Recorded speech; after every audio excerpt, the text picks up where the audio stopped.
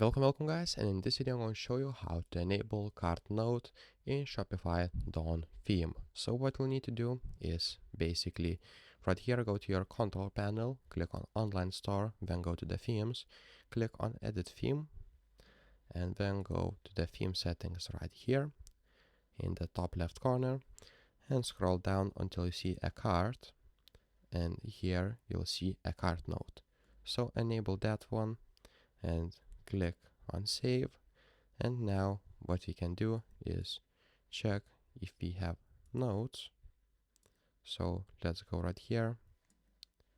Now we need to add something to the cart, and we will be able to see that we have something in cart. So this now it is sold out. I will not show you guys, but you get an idea. So this will enable a cart node. If this video is helpful for you guys, make sure to subscribe to Guide to Everything, comment down below for the algorithm, and see you in the next one.